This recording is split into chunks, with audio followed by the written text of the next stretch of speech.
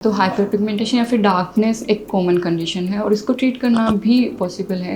तो जैसे मैंने बहुत सारे कॉजेज़ बताए हैं, हमें उनको अवॉइड करना है, जैसे कि फ्रिक्शन हो गया, सन प्रोटेक्शन लेना है, और जो मैंने क्रीम्स बताई हैं उनको, क्रीम्स हो गई और केमिकल पीलिंग हो गया, वो हमें डर्मेटोलॉजिस्ट की एडवाइस के बाद ही यूज़ करना है। हेलो एवरीवन, वेलकम टू स्किनस्पायर्ड, जहां हम authentic and unbiased information directly doctor से आप तक लेके आते हैं। आज हम इस वीडियो में बात करेंगे एक ऐसे टॉपिक पे जो बहुत ज़्यादा इंपॉर्टेंट है। स्किन का हेल्दी होना बहुत ज़रूरी है। स्किन हमारे इंटीरियर हेल्थ को रिफ्लेक्ट करती है। स्किन को लेके बहुत सारे लोग कॉन्शियस हो जाते हैं एंड स्किन से रिलेटेड काफ़ी सारी प्रॉब्लम्स होती है, जैसे हाइपर पिगमेंटेशन एंड काफ़ी सारी चीज़ें। बहुत सारे क्वेश्चंस हैं, इन सबको डिकोड करने के लिए आज हम आए हैं डॉक्टर बबीता चौधरी से मिलने और इस टॉपिक पे हम बात करेंगे।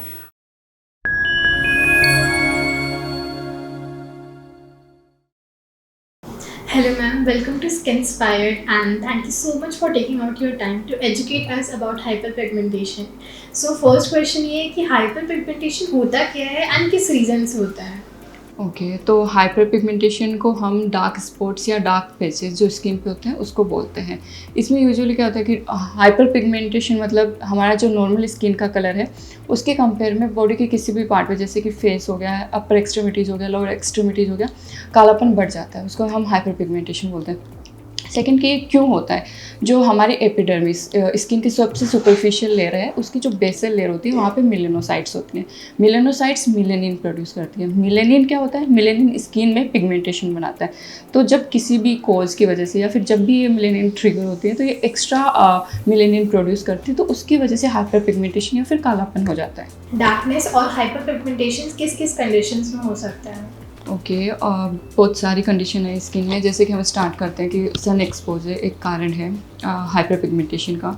उसके बाद में मिलेज़मा, एक मिलेज़मा हो गया, पोस्ट इन्फ्लामेटरी हाइपर पिगमेंटेशन हो गया, या फिर एक स्किन कंडीशन एक्यांथोसिस नाइग्रिकेंस, जिसमें गर्दन पे कालापन, अंडर आर्म्स में कालापन, नक्कल्स पे कालापन, या फिर घुटनों पे, एल्बोज़ पे और एंकल पे कालापन, हाइपर पिगमेंटेशन मिल सकता है। अभी जो आपने कंडीशंस बताई तो उसमें क्या कॉजेज रहते हैं? ओके, जैसे मैंने कंडीशंस बताई, पहला मैंने बताया कि सन एक्सपोजर, तो UVA और UVB रेज की वजह से भी हाइपर पिगमेंटेशन हो सकता है। इवन कई बार जो हमारी रूम्स की लाइट होती हैं या फिर हमारे फ़ोन या फिर लैपटॉप की लाइट्स होती हैं, जिसको हम विजिबल लाइट्स बोलते हैं, उसकी वजह से भी डार्कनेस हो सकती है। दूसरा मैंने कहा कि मिलेज़मा को हम झाइयाँ बोलते हैं। तो ये most commonly forehead, palatal cheeks, upper lips, nose, chin, in short central area of face, mandibular and malar area इसकी मोस्ट कॉमन साइट्स हैं।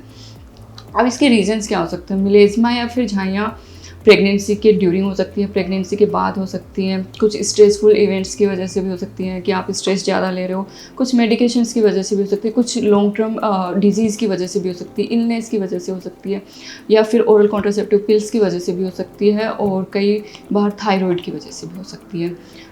तो ये मिलेज़मा के कोज हो गए। तीसरा कोज है PIH, post inflammatory hyper pigmentation. इसमें कोई इन्फ्लामेशन हो गया, कोई इन्फेक्शन हो गया, या फिर कॉन्स्टेंट रबिंग हो गई, या फिर किसी टाइप की एलर्जी हो गई, और एक एक्ने के बाद जो दाग धब्बे रह जाते हैं, ये इसके कारण हो गए। और उसके बाद में एक टर्म मैंने बोली फोर्थ, एक्यांथोसिस नाइग्रिकेंस।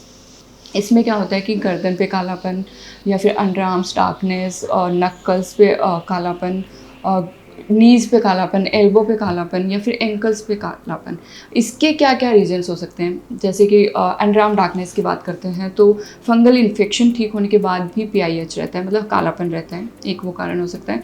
दूसरा, हम डिओड्रेंट्स या परफ्यूम यूज़ करते हैं तो उनकी एलर्जी की वजह से भी हो सकता है। कई बार जो हम सोप यूज़ कर सकते हैं उनकी वजह से भी हो सकता है, या फिर क्लॉथ्स के फ्रिक्शन की वजह से भी हो सकता है। लिप्स पे कालापन की बात करते हैं तो लिप्स में मोस्ट कॉमन कोज है स्मोकिंग। तो स्मोकिंग उनमें निकोटीन होता है। निकोटीन यूजुअली क्या करता है कि वेसोकॉन्स्ट्रिक्शन का काम करता है, जिससे हमारे लिप्स पे ब्लड सप्लाई कम हो जाती है और उसकी वजह से कालापन हो जाता है। दूसरा ये होता है कि हमें आदत होती है कि हम बार बार लिप्स पे लिकिंग करते हैं या फिर बाइटिंग करते हैं। और तीसरा, मतलब लोग जिनके कंटेंट अच्छे नहीं, जैसे कि लिप बाम हो गए, लिपस्टिक हो गई, इनकी वजह से भी लिप्स पे कालापन हो सकता है। और एल्बो पे कालापन की सबसे वजह है कि जैसे मैं ही बैठी हूँ, फ्रिक्शन, तो हमें इस चीज़ का ध्यान रखना है। फ्रिक्शन एल्बो को करा सकती है। हम हाइपर पिगमेंटेशन को ट्रीट कर सकते हैं? डेफिनेटली हम हाइपर पिगमेंटेशन एंड डार्कनेस को ट्रीट कर सकते हैं, बट उसके लिए हमें पहले ये समझना ज़रूरी है कि हाइपर पिगमेंटेशन सुपरफिशियल है या फिर डर्मल है। सुपरफिशियल मतलब एपिडर्मल है और डीप मतलब ये डर्मल है। तो जो सुपरफिशियल है वो यूजुअली लाइट ब्राउन या फिर डार्क ब्राउन कलर का होता है, और जो डर्मल है वो ब्लूइश या फिर ग्रेस कलर का होता है। तो जो सुपरफिशियल हाइपर पिगमेंटेशन है उसको ट्रीट करना बहुत ईजी है, लेकिन जो डर्मल हाइपर पिगमेंटेशन है उसको थोड़ा सा मुश्किल होता है, लेकिन पॉसिबल है। तो हम हाइपर पिगमेंटेशन डार्कनेस को ट्रीट कर सकते हैं। हाइपर पिगमेंटेशन को कैसे ट्रीट किया जा सकता है? ओके तो सबसे पहले हमें कोज को जानना है कि किस वजह से हाइपर पिगमेंटेशन या फिर डार्कनेस हो रही है। उसके बाद हमें ये देखना है कि जो हाइपर पिगमेंटेशन वो सुपरफिशियल है या फिर डीप है। जैसे कि सन एक्सपोजर की मैंने बात की, तो हमें धूप में जाने से पहले सन स्क्रीन यूज़ करनी चाहिए, टिंटेड सन स्क्रीन यूज़ करनी चाहिए, और अम्ब्रेला कैप, इन सब की हेल्प लेनी चाहिए। दूसरा, पिंपल्स को कभी भी हमें टच नहीं करना है, उनको अपने आप हील होने देना है ताकि हमें हाइपर पिगमेंटेशन ना हो। उसके बाद में हम कुछ टॉपिकल क्रीम्स की बात कर सकते हैं, जैसे कि रेटिनोइड हो गया, एजेलिक एसिड हो गया, नायासिनामाइड हो गया, कोजिक एसिड हो गया, अल्फा एल्बिटीन हो गया। बट यहाँ पे जो एजेलिक एसिड है उसको हमें डॉक्टर की हेल्प से ही यूज़ करना है, क्योंकि कई बार इसकी वजह से इरिटेशन, रेसेस, ड्राइनेस ये सब हो जाता है। उसके बाद में हम क्रीम्स से अगर हम ठीक नहीं हो पा रहे तो हम केमिकल पीलिंग पे जा सकते हैं। इसमें हम ग्लाइकोलिक एसिड पील यूज़ कर सकते हैं, और पीलिंग के बाद भी अगर हमें लग रहा है कि हमें रिजल्ट्स नहीं मिल रहे तो हम लेज़र, माइक्रोडर्माब्रेशन, ये सब प्रोसीजर की हेल्प ले सकते हैं। So any special tips? Okay तो हाइपर पिगमेंटेशन या फिर डार्कनेस एक कॉमन कंडीशन है और इसको ट्रीट करना भी पॉसिबल है।